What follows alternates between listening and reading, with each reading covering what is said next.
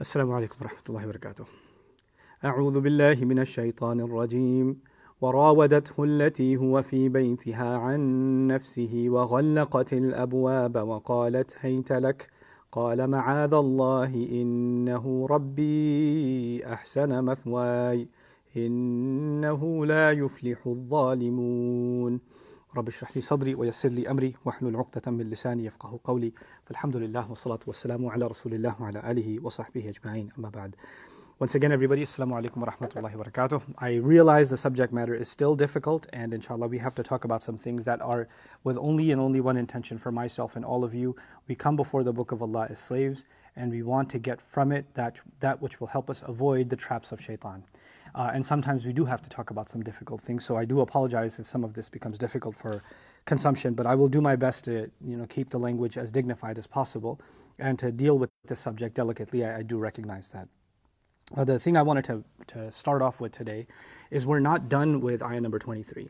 And in ayah number 23, you've got two parts. You've got a part that depicts the minister's wife, and you've got the other part that depicts Yusuf alayhi salam. And from a social point of view, you've got basically two human beings in two different social situations. You've got a married woman who wants to do wrong, and you've got an unmarried man fighting against doing anything wrong, right? And that's important to note because this is Allah's way of teaching us this fitna, the fitna of zina, the fitna of shamelessness, the fitna of the trial of being drawn to do something wrong. It doesn't just affect the unmarried, who if they got married they'd be safe and nothing wrong would ever happen. This can affect the married or the unmarried, and it may not be them doing the wrong thing, like Yusuf alayhi salam is doing nothing wrong. It may be that you're not doing anything wrong, but you're sucked or you're being pulled into something against your will or against your intention. You intended nothing wrong, but you find yourself in a fitna situation. That can happen too. So both of those things, that marriage alone doesn't make you safe, or just having the label that you're married doesn't make you safe. And even if you are protecting yourself and doing the right thing and mindful of Allah Azza wa Jal, doesn't mean that you'll never find yourself in a testing situation like Yusuf alayhi salam did, right? So both of those lessons are important for us to recognize. The next is that Allah Azza wa Jal, I was contemplating the words used to describe this woman in this ayah. Allati huwa fi baytiha, the one in whose house she was, even though clearly she's the minister's wife. Limra'atihi, his wife said to him. But it's as if when she's acting in this way, she doesn't deserve the label wife. Like it's the house that she's in, and he's in that house, in her house. But the label of spouse or wife has been kind of taken away from her because she's not acting in spirit of that label. So she didn't even deserve that term in a sense, because she's violating it so grossly. What I wanted to do today, to start off with, is actually complete yesterday's discussion from a very different point of view. And I want to start at the very fundamentals and basics. Some of you might feel that this has nothing to do with the subject matter at hand. I actually strongly believe that it does. And it's a good opportunity for me to remind myself and all of you to remind yourselves of what it is that Allah has given us in the gift of marriage, that He's revealed. The first relationship between human beings, for our lives, the first relationship was our parents. But the first relationship that Allah created for humanity was not a parent and a child. The first relationship was spouses, Adam alayhi salam and our mother, Adam and Hawa alayhim salam. So it's actually the starting point of all of humanity. Allah decided that the way human beings will interact with each other, the foundation of it is going to be marriage. Now, marriage has three dimensions. And I'll get to that maybe a little bit later in today's discussion. But for now, what I want to talk about is the first dimension. I'm saying there are three dimensions, but I want to talk about the first dimension. The first dimension is that marriage is an agreement between a man and a woman.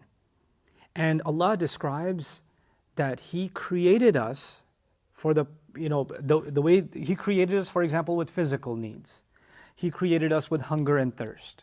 He created us with this skin that has its own needs. It needs a certain level of moisture. It needs a certain kind of temperature to survive, right? He created, body organs inside of us and, elements inside of us that need certain kinds of nutrition. So human beings are dependent on things like proteins, for example, or carbohydrates, or water. So for nutrition, we have certain needs. For hydration, we have certain needs. For oxygenation, we need the oxygen in the air. We have certain needs, right? Bacteria is part of our needs that are inside of our body. Antibiotics are part of our needs. We have all these needs physically, the way Allah designed us. And in one way that He describes us, He says, أَنْ خَلَقَ لَكُمْ مِنْ أَنفُسِكُمْ أَزْوَاجًا لِتَسْكُنُوا إِلَيْهَا. In other places He says, وَخَلَقْنَاكُمْ أَزْوَاجًا. He created you in pairs. It also suggests He created you meant to not be alone. You were designed to actually be in pairs to find a spouse. That's generally speaking. Now, some people never get married and all of that. We're not talking about in general or in the larger sense. But in overwhelmingly, Allah describes the creation of the human being as someone who finds wholeness in being married. The story of Adam alayhi salam also is Adam alayhi salam was placed in Jannah. And what we know about Jannah is you get anything you want. And yet He asks for a spouse. Right? Because the way human beings are designed, they feel incomplete without that. When Allah describes Jannah in the Quran, He talks about the spouse. كَأَنَّهُنَّ الْيَاقُوتُ وَالْمَرْجَانُ, like rubies and pearls, and they're going to have these beautiful qualities, etc. Why is He going on and on about the spouses in Jannah? Because human beings feel a loneliness. He put that inside of us, and that's actually inside even the Arabic word insan, uns, which is compassion and love for someone and longing for someone. Because on our own, we feel not as complete. Loneliness is a very difficult thing. You can live with loneliness, but you'll certainly feel like something is missing. Now, how does Allah describe marriage itself? I mean, marriage has existed before the coming of the Quran. Pretty much any religion in the world has marriage. Any society in the world has the institution of marriage. It's even a legal governmental institution now. People get legally married. It's a tax device now also. But I'm talking about from the Quran's point of view, how does Allah describe the purpose of marriage? So one thing He says is لِتَسْكُنُوا إِلَيْهَا. He says He created you, spouses from within you, so that you may find peace, calm, tranquility when you are focused towards your spouse. So the husband will find peace and calm and relaxation in the wife, and the wife will find the same exact thing in the husband, and that's the purpose for which marriage happens. لِتَسْكُنُوا إِلَيْهَا. So He actually didn't mention the physical needs or the other kinds of needs first. He mentioned that actually even those needs are a means to a larger end. And the larger end is that you're at peace. You're not turbulent anymore. You're in a state of calm. And that's what a marriage brings to you, a state of calm and a state of peace. That's its purpose. That's its purpose. Now, like I said, human beings have been created with needs. And we're still talking about that first dimension, the relationship between a husband and a wife and a husband. Its purpose. So Allah describes its purpose as, being each other's calm and being each other's peace. The other imagery used in the Quran is very powerful. It comes in the context of the month of Ramadan, is that they are your clothing and you're their clothing. Hunna libasul lakum wa antum libasul lahunna. They're your clothing and you are their clothing. And we're going to come back to this idea of clothing in a minute, because clothing serves many purposes, and marriage serves exactly the same purposes. Clothing makes you dignified, because without clothing, you are undignified. You wouldn't want to be exposed to the world without your clothing. And marriage is actually, the first thing marriage does is it dignifies you. It honors you. It's that you've entered an honorable relationship and you are being honored by your spouse. The husband is being honored by the wife and the wife is being honored by the husband. In that sense, they've become each other's clothing. They bring out the best in you. They make you look good. They make you presentable. You can face the world, which is exactly what a spouse does. A spouse gives you the strength so you can face the outside world too. You can deal with whatever comes because your clothing is going to protect you. The clothing is going to beautify you. The clothing has transparency. In other words, between the shirt and my arm, there is nothing else, so this shirt is completely exposed to my arm. The point being, the husband and wife have absolute transparency with each other. There are no secrets. There's nothing being kept by the husband from the wife or the wife from the husband. They can openly speak about whatever's going on.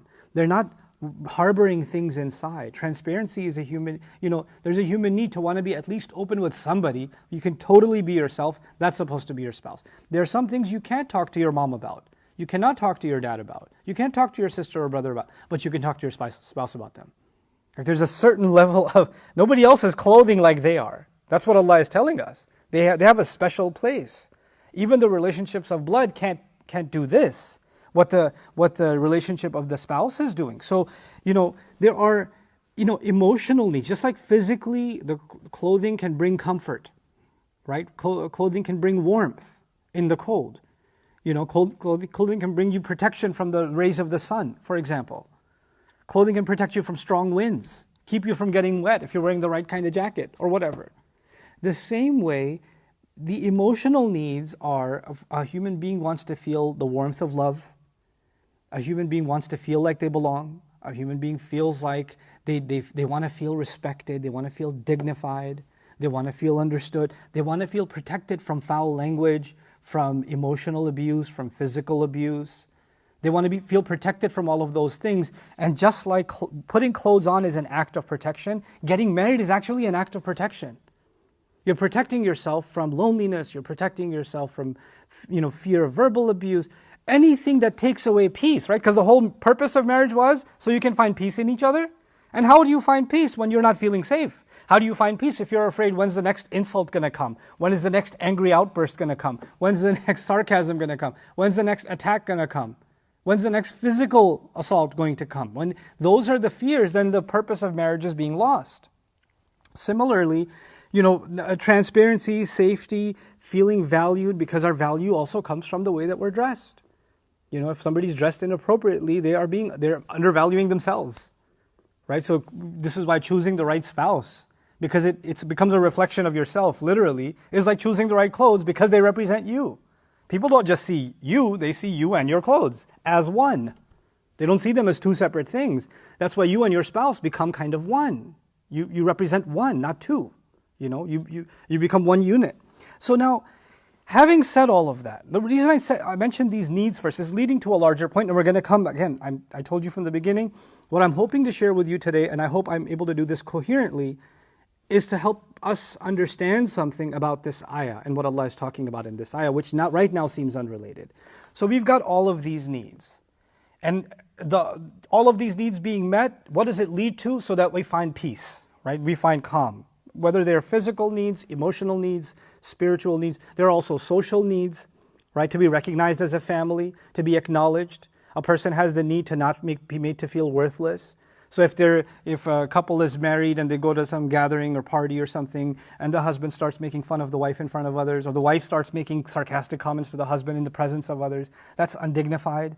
They're being socially put down by their own spouse. The one person they should be the safest from is their spouse, and yet this is happening. It's the opposite what marriage is supposed to do. You're supposed to be my shield, not the other way around, Or when a wife gets together with her friends, they're all talking trash about their husbands, right? You don't do that because they are your clothes, and you're their clothes. You're supposed to be their line of protection. You don't go somewhere and start making fun of your husband, to their face or behind their back. It's ghiba anyway, but it's even a higher crime because you're the spouse.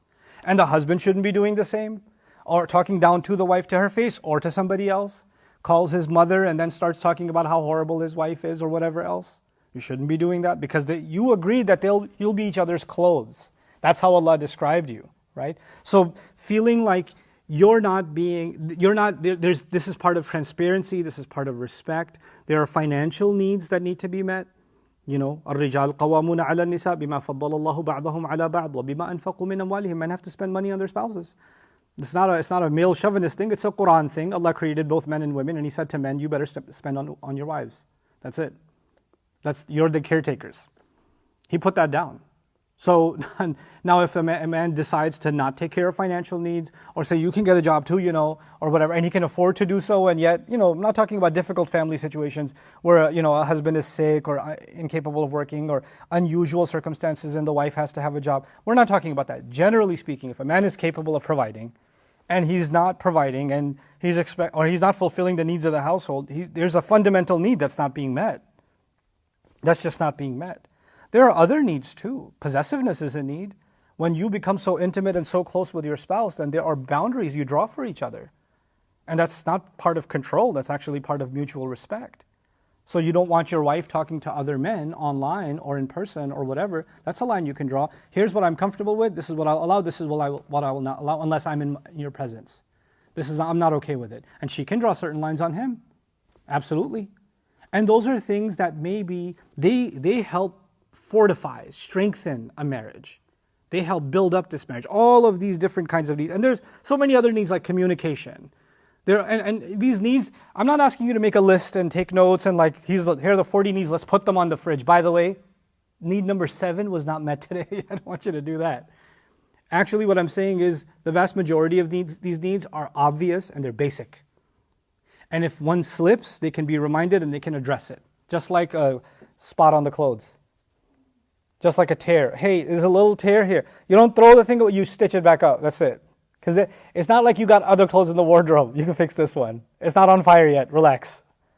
Right? So nobody's perfect. We may fall short in some of these needs sometimes. Hey, I thought really you would be more protecting of me at this occasion. Or I thought that you would have said this, but you said this instead. I found it a little bit disrespectful. Or whatever. You can have situations like that, but you can address them, patch it up, and move on. You can do that. Now, let's take the next step. Because Allah created us with all of these needs, and that just makes us human. That just makes a man and a woman human. If they find themselves in a marriage where some of these fundamental needs are not met once, twice, 3 times, a week in a row, a month in a row, a year, 2 years, they're just not being met. And I'm not just referring to physical needs. I'm referring to maybe feeling respected, maybe financial needs, maybe social needs. Maybe verbal abuse is going on and it's not stopping, because I need to feel safe from verbal abuse too. Maybe emotional abuse is going on. Maybe gaslighting is going on. Maybe you're made to feel worthless by the look she gives you or he gives you. This could be done by a man. This could be done by a woman. This is not a male-only thing or a female-only thing. It's abuse. Abuse can happen by anybody. A violation of rights can happen by anybody. Now, when that's happening, the course of action, this is now where I'm going to pause. Let's just say some of those needs are not being met. Okay? Some of those needs are not being met. You've just got into an argument with your wife or your husband about something, and then you go to work. Or then even you don't go to work, you go online because it's COVID-19, right? You just go online. And you got a bunch of people smiling at you.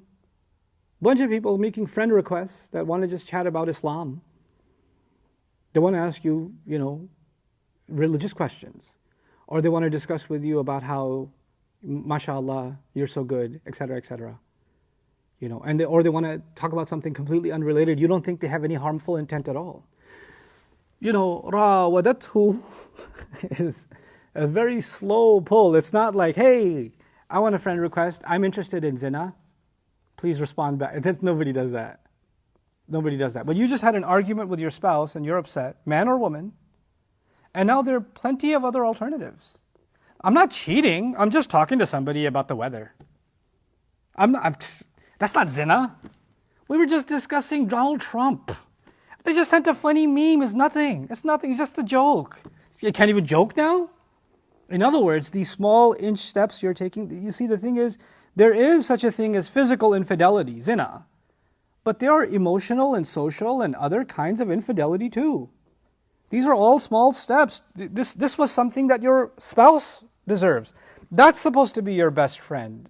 In the opposite gender, that's your best friend. That's the person you talk to. That's the person you want to joke around it. If you want to discuss Islam so bad, you have a Muslim husband. You have a Muslim wife. You can discuss it with them. You don't need somebody else.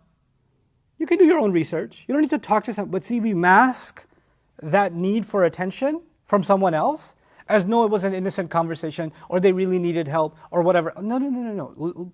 Put all that aside. There is a violation going on and you're not admitting it because you'd rather code it with more innocent wording so you don't make yourself look bad, because looking in the mirror and looking at something bad, nobody wants to do that. So we'd rather justify our behavior as something that it's not. And we're very good at that. Human beings, وَلَوْ أَلْقَى مَعَاذِيرَهُ, Quran says. Human beings have the best full view of themselves, even though وَلَوْ أَلْقَى مَعَاذِيرَهُ, even though they can present all manner of excuses. What are you doing? Nothing. What are you doing? Just the internet. What, I can't go on the internet? Is that haram too now? No, what on the internet are you doing? Nothing, just reading. What are you reading? Oh, what are you writing? And who are you writing to? What are you looking at? Just a picture, just a video, just something funny. Never mind, delete. Right? You can make it sound like, hey, somebody was surfing the internet. Astaghfirullah, they surfed the internet? Nobody's going to say that, right? Because you made it sound so innocent. But you know, and Allah knows that that's not innocent at all. So what I'm saying is, when those fundamental needs are not being met, that's when shaitan comes. That's when he comes. And that's when he says, hey, I've got some other ways you can meet these needs. It's pretty easy. Nobody has to know. And he may not be talking about zina. And I can almost guarantee you he'll never actually directly talk about zina too. He'll just say, just accept a friend request. Or watch this video. Or comment on this page. Or do this or this small little tidbits here and there. Nothing big. Just small little. And so small that if somebody questioned you, you can say that that's innocent. So it's so small that it clear. Oh, is that haram? No, it's definitely not haram. Then back off then. Because I'm not doing something haram. And shaitan will say, yep, got him. Because if there's one drop like that, then another will follow, then another will follow. I often describe shaitan's tactics. Enter into the safety of surrender to Allah, entirely, Allah says, completely. Yeah? And don't follow the footsteps of shaitan. What does that mean? That complete surrender is Islam. But shaitan says, complete is a lot, bro. How about you just take a little tiny little crack. And it's like a crack in a dam. What happens when you have a crack in a dam? It gets bigger and bigger. He's not asking you to break the wall. He's just saying, give me a crack and let me do the rest. And it'll get bigger and bigger on its own. Now, I started by saying there are 3 dimensions of marriage. Let me get to that now. And so I can finish this thought and we can move on with the ayah.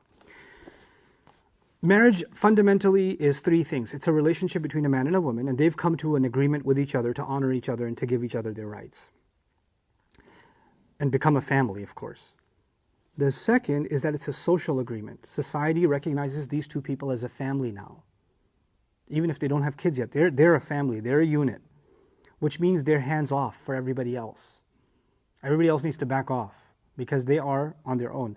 Nobody should be interested in her or interested in him or there's a force field around them called marriage. That's what that is. So it's a social contract too. Because at the end of the day, the way Allah designed for Muslims, we understand that Allah Azza wa Jalla designed humanity by way of marriage. The first thing that Allah created that brings human beings together is what?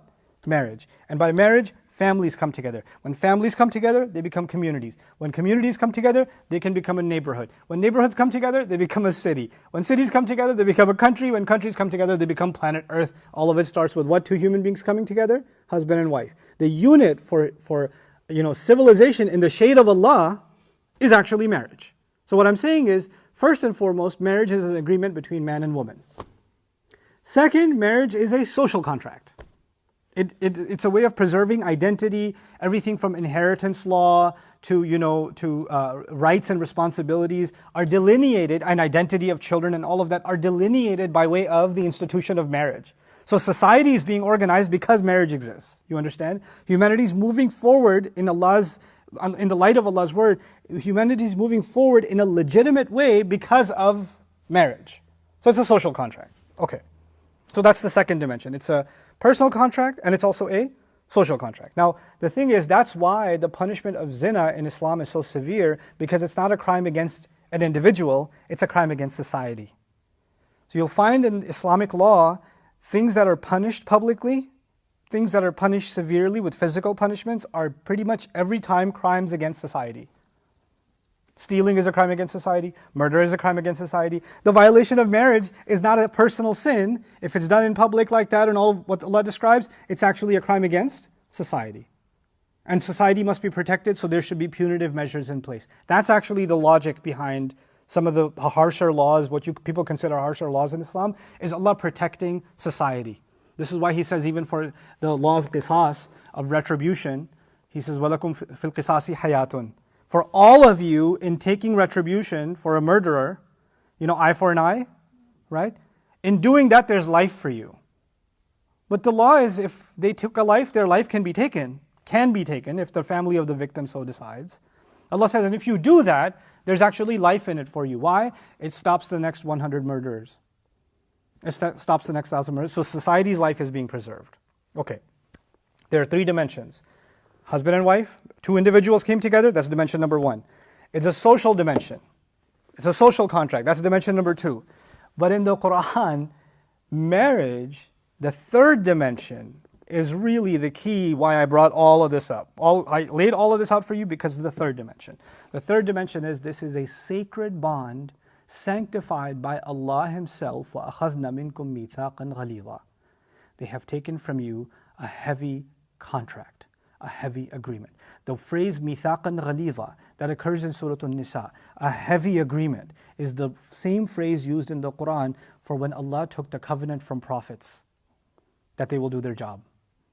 So it's a sacred bond, sanctified by Allah Himself.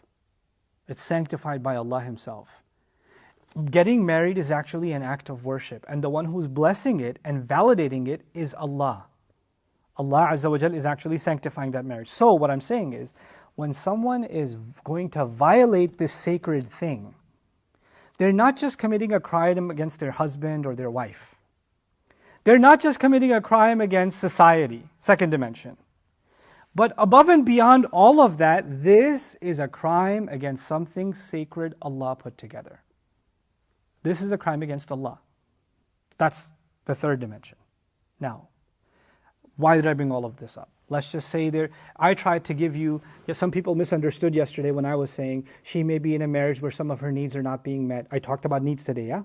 Some of her needs are not being met, and maybe that's why she's having all kinds of crazy thoughts. And I'm not trying to empathize with her. I'm telling you, it doesn't matter what needs aren't being met.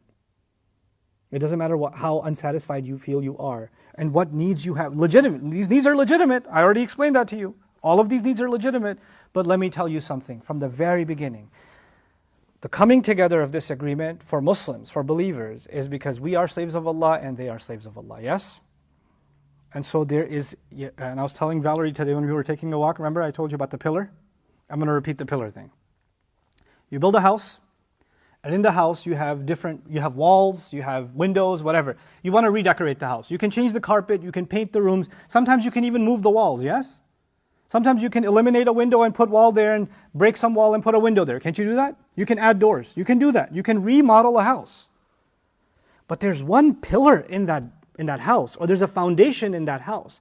You mess with that foundation, the whole thing will come down. That's a structural beam. That's a structural pillar. That's a structural foundation. You can't touch that. Anything else you can mess with. Yes?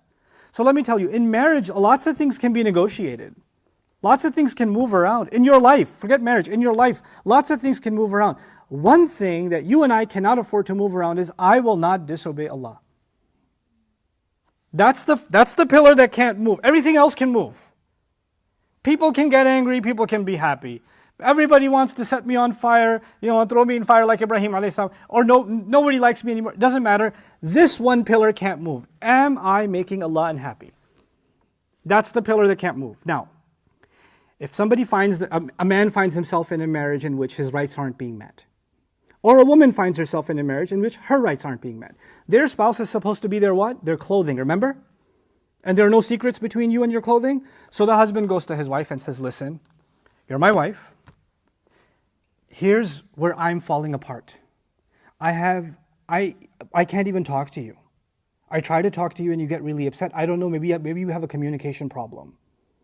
Or you make me feel like I'm worthless. Or you make me feel like you're not attracted to me. Or you make me feel like you're embarrassed by my presence. Or the words you use, I feel like you're talking to a child. Or whatever. What it bothers him, he tells her. The thing that bothers him, he tries to tell her. Or flip it. There's a woman who feels like she's feeling worthless, undesirable. She's feeling like you never even want to talk to me. You never even want to spend time with me. You're not taking care of the house. You're not taking care of any of the responsibilities. You're never around, etc., etc. And she has these concerns. And she brings it to the husband. Obviously, if they're your clothes, then the first thing you want to address is it's the problem between you and them, so you want to address it with them. Your first step is to actually try to fix this yourselves. But the problem sometimes happens. And the best case scenario is, I know nobody wants to be criticized. No wife wants to hear she's not doing her job. No husband wants to hear they're not doing their job. And the moment you try to bring it up, they'll say, oh yeah? You're no Sahabi yourself. Have you seen yourself? No, you want to talk about me? Let's talk about you first. And that becomes, you know what that becomes? That becomes, I will not address what you brought to me because I'm going to make it seem like everything I do wrong is actually not wrong. It's justified because you're so messed up. So before you ever open your mouth about me, just know that you're the one that's always making the mistake. When you do that consistently, what are you teaching? I cannot bring up what hurts me because I will always assume that it's, in my spouse's perspective, I'm always the one at fault. I'm the one who deserves to be treated in this way. There's nothing that they need to fix. Everything that needs to be fixed is on my end. That's their point of view. And then you, because you're a human being and human beings are programmed to defend themselves, you develop exactly the same point of view. She always thinks it's my fault, when the truth is it's actually always her fault. And I admit my fault, but she never, it's her fault. And you develop a resentment towards each other because you're not communicating openly. What the Quran does is, if this kind of friction is building, and you're not able to fix these needs aren't going anywhere. The needs are still going to be there. Physical needs will still be there. Emotional needs, to want to have a best friend, to talk to somebody, to laugh with somebody, to find peace with somebody, to just sit next to somebody, to eat next to somebody, to not feel lonely, to feel understood, to feel safe. Those needs are still there, but every time you look at your husband or your wife, there's a when that's happening, you've got to fix that. And every time you got to fix that, sometimes for some people, every time they try to fix that, it doesn't get better, it gets what? It gets worse. So now, what does the Quran do in that scenario? It says, well, if you really do feel that they are cracking apart, فَابْعَثُوا حَكَمًا مِنْ أَهْلِهِ وَحَكَمًا مِنْ أَهْلِهَا. Get an intervention. Maybe they can't talk to each other straight.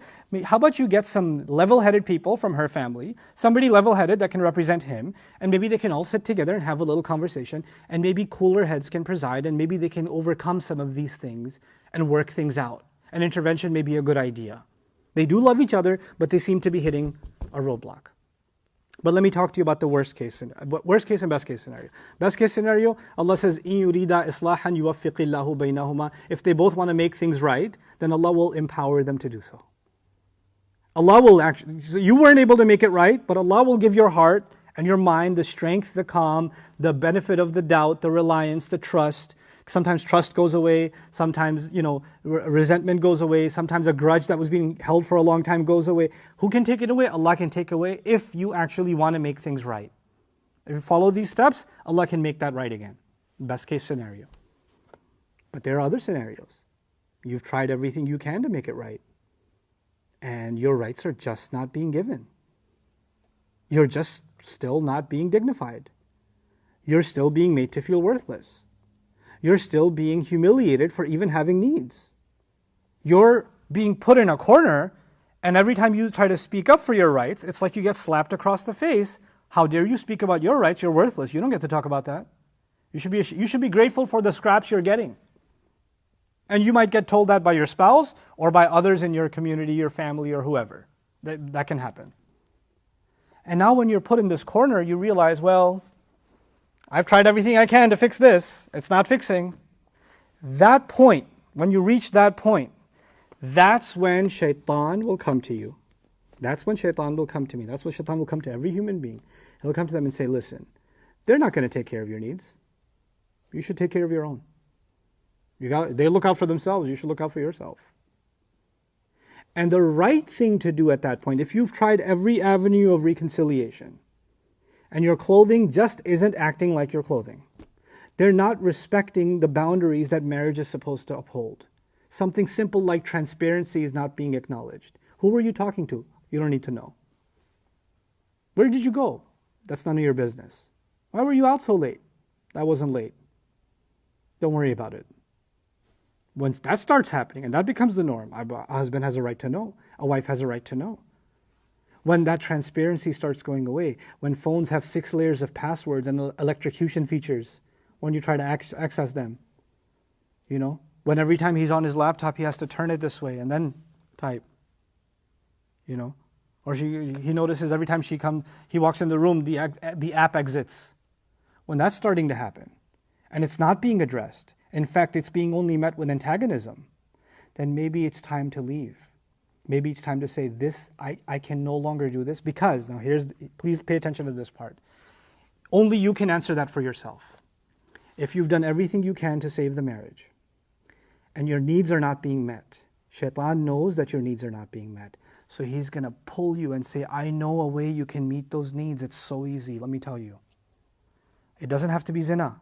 It doesn't. It's just, you're just talking to somebody, you're just talking, they seem to understand you like nobody else does. They get it. You have someone at work, she gets you, man. She just understands. Look at how helpful she is. Or here, there's a guy, here's this person in college, or here's this person in whatever, and they seem like pretty reasonable. They're so smart. Why can't my husband be smart like that? You know, you're pretty intelligent. And you don't, so this is a married person now saying, no, I'm only talking to them because I want to better my marriage. So I guess I want an outside opinion. You're justifying it in your head in some way. Now the thing is, if you catch yourself saying, I'm going down the road Shaitan wants me to go. Before I go down that road, I'm going to turn to my spouse and say, listen, I can't do this anymore because I'm a slave of Allah, you're a slave of Allah. I'm being pulled towards evil if you don't take care of my most basic needs. In the least, even if it's in the least, everybody else might think it's innocent. I know it's not innocent. I know myself, I know my Rabb. I'm being honest. I can't do it. I can't be violated in this way and not have my basic needs met because I'm being pulled. The pull of shaitan is not going away, it's getting worse. And this is a very vulnerable thing to admit about yourself, that the devil's got a hold on you. Or the devil's actually, the thoughts in your head. Maybe you haven't, committed an act of infidelity. May Allah protect all of us. Maybe nobody's done zina. Maybe nobody's done the wrong thing. But if the thought is constantly on your mind, and you're married, the resentment towards your spouse and the attractiveness towards someone else is playing in your head over and over and over again. If it's just virtual at this point or some lesser thing than zina, if that's already happening, it's already serious enough that you are not violating your husband or your wife's rights or society's rights. You're messing with your relationship with your Rabb. He's your master. And if none of these were here, at the end of the day, it's just me and Allah, isn't it? It's just, that's all that matters at the end. So if your worship of Allah, if your loyalty to Allah, if your obedience to Allah is now starting to shake because you're starting to dabble into territory that disobeys Him, then maybe having the bravery to leave is the right option, because then the fear of whatever happens if you leave should not be bigger than the fear of violating Allah's law. Now, who's the bigger authority on you? That's why I said the pillar that doesn't shake is what? My obedience to Allah. If my obedience to Allah is getting shaky because of a broken marriage, and I'm doing everything else to fix that, but it's getting shaky, then I have to think about, I don't care about what people will say to me. I don't care about what the family will say to me, because they're not going to stand in my place on Judgment Day. I don't care what society will say to me. I don't care what kind of gaslighting I'm going to get. I just need to know one thing. What will I say in front of Allah when I stand in front of Him? How did I fight off the call of the devil? How did I fight that off? This woman could have fought this off a long time ago. She's not even a believer, but her infidelity is being mentioned for a reason in the Quran, because it can come for anybody at any time. And we have to be honest with ourselves internally. It doesn't matter what people know or don't know. It's what's going on in your head, what's happening in your heart. That's actually what matters. And that's something each one of you that's listening today, myself, my spouse, everybody, we have to protect ourselves before we protect anybody else. You cannot take care of anyone else until you take care of yourself. If you're in your thoughts already glorifying disobedience to Allah, that's a serious problem, isn't it? And no one can diagnose that for you except yourself. بَلِ الْإِنسَانُ عَلَى نَفْسِهِ بَصِيرًا وَلَوْ أَلْقَى مَعَاذِيرًا. So before we turn our attention to Yusuf alayhi salam, I wanted to kind of wrap that subject up and say there is no excuse. It doesn't matter what needs are being met or not met. At the end of the day, disobeying Allah is a choice you and I will make. And if we make that choice, I pray Allah keeps us from making that choice. If we make that choice, we're not going to come in front of Allah and say, Ya Allah, you understand, I'm just human, right? I have needs, what could I do?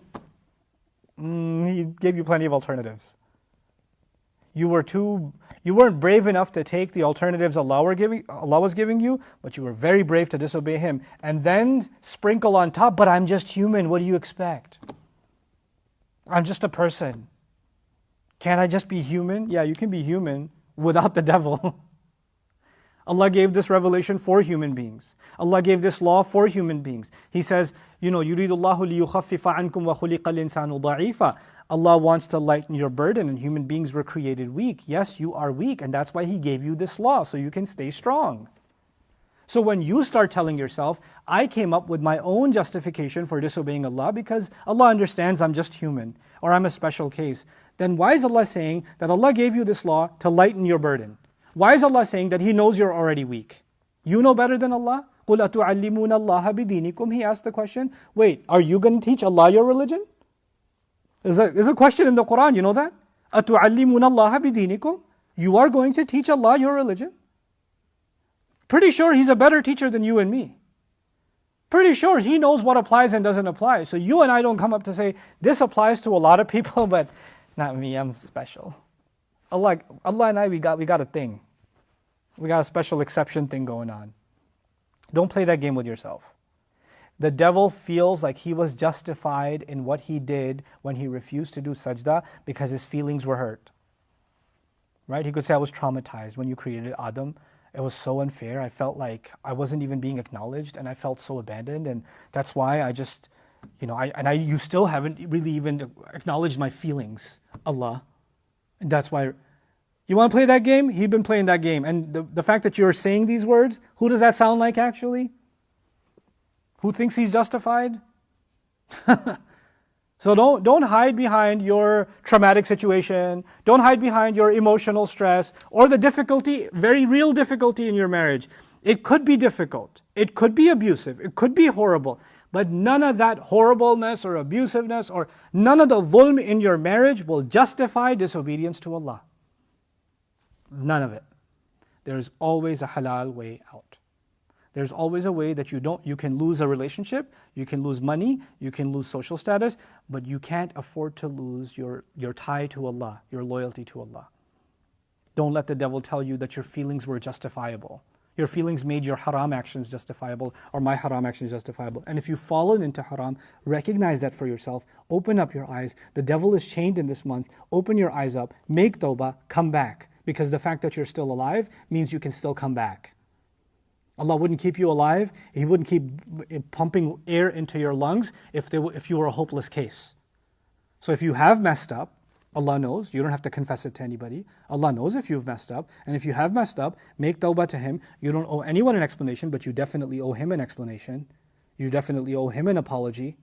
You definitely owe Him to make things right from now on. That's what slavery is. Allah does describe people even who commit zina and make tawbah in Surah Al-Furqan. He does describe them. So make tawbah. If you're going down that road, or if you've gone really far down that road, turn the car around, head back. Firru ilallah. Run to Allah. He says, فَفِرُّوا إِلَى اللَّهِ. Run to Allah. Powerful phrase, isn't it? إِنِّي لَكُمْ مِنْهُ نَذِيرٌ مُبِينٌ. I'm warning you. You're warning us of Allah and you want us to run to Him also. That's where I want to leave off. She's gone so far down that road. And one last thing that's unrelated that came to my mind, I read a question somebody asked, well, Allah, when somebody makes tawbah, Allah forgives their sins, and this woman, eventually she felt bad for what she did, so why did Allah expose her sin in the Quran like that, right? And part of that answer will come when she does exhibit her repentance at the end, but one part of that answer I will tell you. When someone humiliates others in this life, then they deserve, according to Allah, to be humiliated in this life. That's actually a rule. The Prophet ﷺ described that rule. That when people want to expose others, when people want to hurt others and slander, and that's what she did, right? She didn't just do something wrong, she slandered Yusuf. That's coming. That's a separate subject. But because she did that, part of the justice is when you did that, it's not only important that your sin be exposed, but more importantly, his name has to be cleared. His name has to be clear. Allah came to his defense. Now, let's wrap up by talking about Yusuf alayhi salam, and inshallah ta'ala we'll conclude. Conclude this ayah number 23. The first thing Yusuf alayhi salam said is, Ma'adh Allah, I cling on to Allah. The clinging to Allah, the refuge of Allah. And what does that tell you and me? That if you find yourself in that situation, clinging on to something means somebody's trying to pull you off, and you're not letting go. That's literally being described as the devil trying to pull you, or people that are under the devil's influence trying to pull you. And these forces, these virtual forces trying to pull you, and you're just holding on to Allah. You done deleted them apps. You just got the Quran app left now. You got rid of all that stuff. You just don't want to look at it. You undid it. You got off of it. Ma'adallah. Now this is the other point of view. This is a young man who is, yes, he is a prophet, yes, he is innocent, but Allah has even described that there are even people that can reach the level of prophethood, that a child who his old father is impressed with in how Allah has chosen him, even someone of that spiritual stature, and someone who has, Allah describes he has hukm and ilm and ihsan, he does the very best in every situation, and Allah has given him firmness and decision making and knowledge. Even people like that will never actually think that on their own they can handle anything.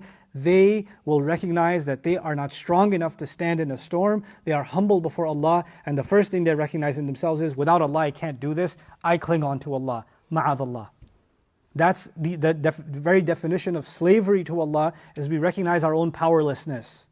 We will make our efforts, but at the end of the day, without Allah's help, we can't do it. So I need Allah to protect me. Ma'adallah. I need to cling on to Allah. Then the question arises, how in the world was he able to fight such a temptation? I mean, after all, he's a young man. Look, you and I are fasting right now. And I'm not fasting right now, but in these days. And even though you want to obey Allah, your throat is still thirsty. Your throat is still saying, hey, can we disobey Allah right now? Your stomach is still saying, hey, blah, blah, blah, blah. Disobey Allah. Come on. Look at that kebab. Just look at it. Right? Your body still feels, your body doesn't say, well, I have to have taqwa of Allah so I won't feel hungry. Your feelings are your feelings. You're controlling them. This machine over here that Allah put here, this heart, is controlling all of these other limbs and telling them to stop. Right? But those other limbs, the throat is saying I'm thirsty, the stomach is saying I'm hungry. Same way, the desire for the opposite gender or attractiveness is something that you can't just say, I don't feel it. Just like thirst or hunger. You can't just turn it off and say, I don't feel anything. I'm not attracted. No, I have too much taqwa to be attracted. You could have your beard could be so long you trip on it. You can't get rid of your desires. You could be the most zahid, you could be the most worshipping slave of Allah. When you're hungry during a fast, you're still going to feel hungry. So he says, Ma'adallah, how was he able to stop even the thought of it? How? Allah gave us the answer in the 22nd ayah. Allah said, when people do their very best, Allah gives them the strength to make wise decisions. Not just to know what's right, but the strength and the willpower to do what's right and to stick by it. That's hukm, meaning self-governance. Remember hukman? One dimension of it was self-governance. This is his self-governance at play. Allah described that quality and He showed us how He did it. So awesome. Then He says, "Innahu Rabbi ahsana mathwaya." This is where Mufassirun are of two positions about what Rabbi means. Let me tell you what this means. The fact is, innahu is dhamiru sha'an, so translated, the fact is, the truth of the matter is, my master, he has been good in providing me housing. He has been good in he's been excellent in taking care of my residents. He's done nothing but the best in taking care of me. My master. Some Mufassirun said, when he said my master, he's talking about Allah. Other Mufassirun said, when he's saying my master, he's talking about who? The minister. So, which one is it? Allahu A'lam, my opinion is that it's both, and it makes complete sense that it's both, but in a very unique way. The thing is, first he said, Ma'adallah innahu. I seek Allah's refuge. He is my master. One way of reading that is, I seek Allah's refuge, and the fact of the matter is that He is my master, meaning who's my master? Allah. But it could be, if you read innahu dhamiru sha'an, the fact is my master has been good in providing me, has provided me excellence in the way that I live. Ahsana mathwaya. I still say he's talking about Allah. For himself. But he also knows that when the lady over there that's acting all crazy, when she hears the word Rabbi, she ain't going to be thinking about Allah. Who's she going to be thinking about? Her husband. I'm going to call on the highest authority for me who's been good to me. And look at the words he says. He's been good to me in the way he's provided my residence. I am shocked at these words, guys. I'm shocked at these words. Good to you? Allah has been good to you when you were in the well? Allah has been good to you when you were taken out and slapped around and thrown in as a slave? And then resold and resold and resold? That's when Allah was good to you? Allah has been good to you that you got torn away from your family? You never get to see your dad anymore? Allah is good to you that you end up in a non-believing house, away from the one you love? No protection, no nothing? Allah is good to you that you live like a slave now? He should be saying, Allah has put me through some difficult trials. Somebody else, don't put Yusuf a.s. in this situation. Put some other human being in this situation, kidnapped as a kid, child slavery, And by the way, child slavery still exists. Child slavery, an abusive circumstance. And then eventually, the best case scenario, now I'm a slave. I used to be the most beloved son of my father, and now I'm a slave. And then I turn to Allah. You know what most people would do in that situation? Yeah, God's been real good to me. Look at what God did to me. This is a God I should believe in? And yet he turns to Allah in this situation and says, I know better. Whatever Allah put me through, He got me through it. He never put me in a situation I couldn't handle. He knew that there's some good coming from it. And I have always trusted that whatever situation He put me in, He's doing the best for me. It's the worst thing from everybody else's eyes. I'm in a well. It's the most ugly thing that I don't even have my shirt on. It makes somebody else cry to look at me being treated like a farm animal inside of a fence as a slave. It would rip someone's heart out to see their child in that state. Yes or no?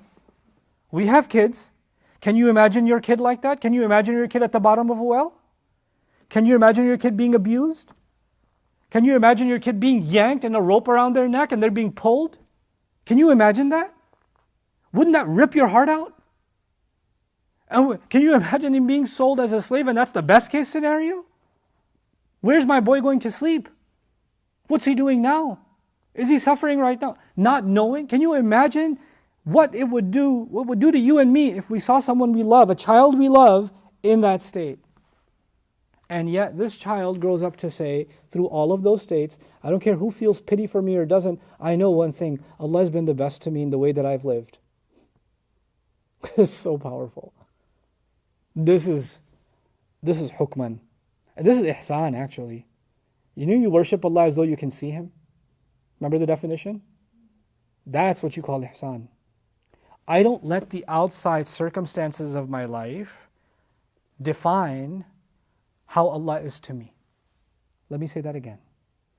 I don't let the outside circumstances of my life, my health, my physical condition, my social condition, my economic condition, I don't let any of those conditions define that Allah is doing this to me, or Allah is good to me or not good to me. Allah is always the best to me. And I don't look at these shallow metrics, these shallow measurements to score Allah's goodness to me. Allah has always been good to me. And you know what makes you say that? What makes you think that? Why would He? Okay, fine. I won't look at my slavery or my, the abusive circumstance. I won't look at any of that to determine if Allah is good to me. Then how do I know Allah is good to me? Previous ayah again.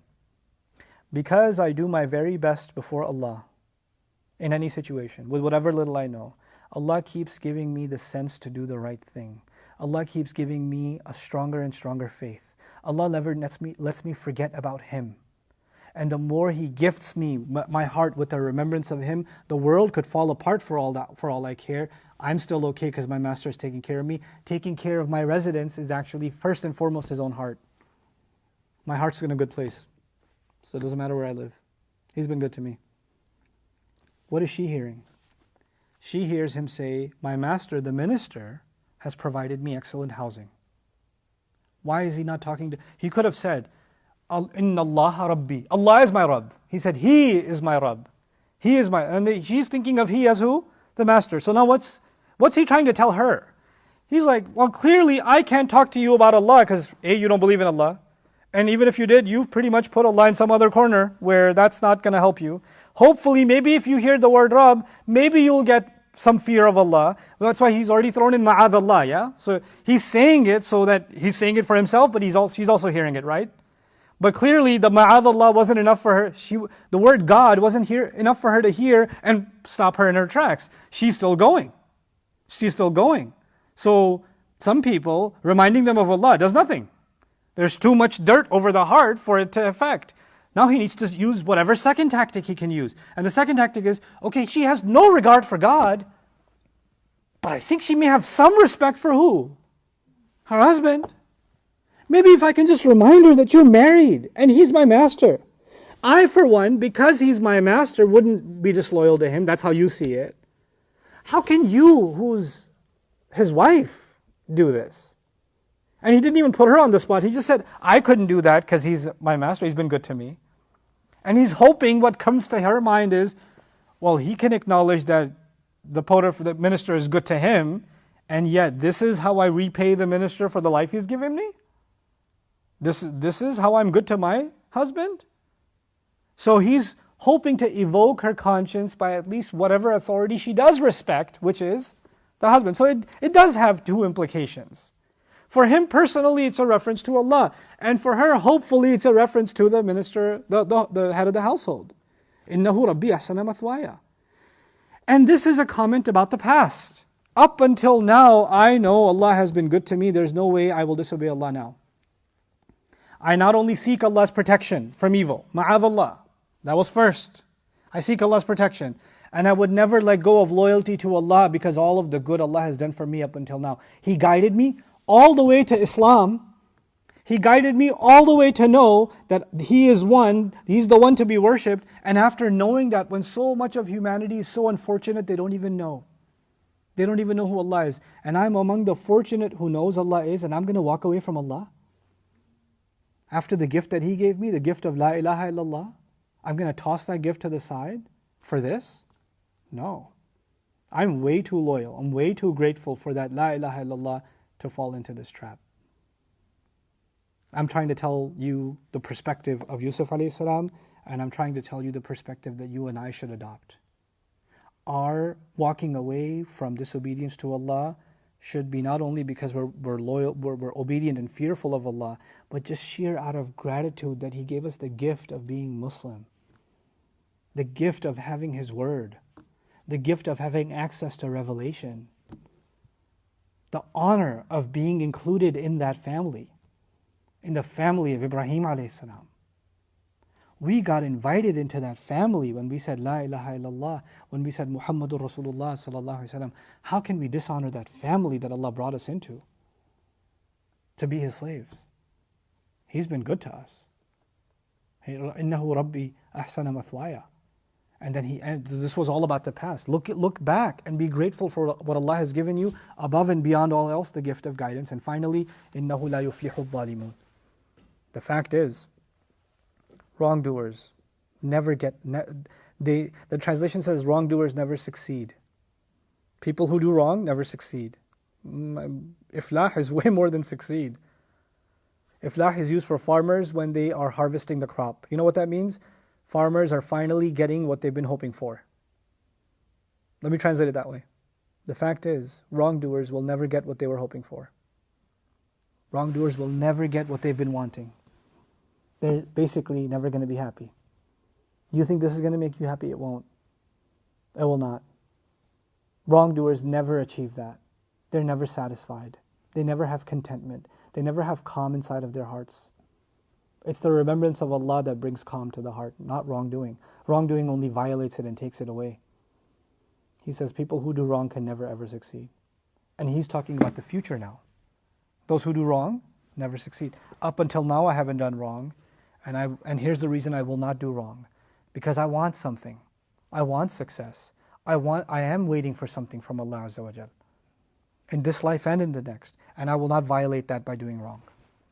Because people who do wrong don't get what they've been wanting. What they've been hoping for. The future that they were expecting. People who get to that future that they were expecting are muflihun. So I want to be from those people. And I will not take that away from myself by simply doing wrong. You see, you've got the contrast in 22 and 23, which I leave you with. In 23, we learned that when you do your very best, even if you know very little, you don't know Arabic, you don't know tajweed, you don't know tafsir, you don't know how to pronounce a ayn and a kha, you don't know nothing. But you know one thing, I'm not going to cheat in a marriage, I'm not going to commit zina, I'm not going to do wrong, I'm not even going to do any emotional infidelity, I'm not going to go and have unnecessary conversations and invite the play of the devil. I'm going to do my best. And then what does Allah give you? Allah rewards you in this life. With what? Better decision making and knowledge. Allah opens those doors, yes? That's the reward. وَكَذَلِكَ نَجْزِي الْمُحْسِنِينَ. That's 22. In 23, it's the opposite. The opposite is when people do wrong, because here are the people who do their best. What's the opposite of people who do their best? People who do wrong. People who do wrong, they're never going to get what they want. They're never going to be happy. And what does that tell you by contrast? What is the ultimate success in this life? The ultimate success in this life is to have the willpower and the guidance to make the right choices. That's success. A person is successful if they're presented with choices in which there's always some flavoring of the devil, and they're able to sift that out and make a good choice every time. They're able to fight back, because the war wages on for every one of us. There's a war inside of our hearts, there's a war in our surroundings, there's a war on our devices. There's a war, and we need to be winning. And people who do wrong can't win. This is the statement he makes. Hopefully she understands that he's not just, he didn't even, talk to her directly. I know that was the last thing I was supposed to say. This is the last thing I'm going to say. It's pretty epic. What does she want from him? Lots of things, but more than anything else, it seems she wants his attention, yes? Study the surah carefully, you'll find he never actually talked to her. He didn't give her that.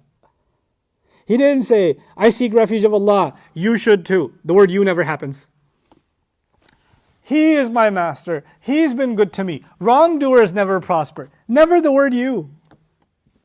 Never. He never talked to her. Even at the door, when we get to that scene, he says, she's the one who tried to seduce me. She, not you. Never you. When he comes out of jail and he's in court and the whole thing comes out, never addressed her directly. Never gave her that. Man, what a burn. That's what you call a sick burn. She's dying for attention, and he won't even give her the pronoun you. He doesn't even give her that. He's like, nope, not going there.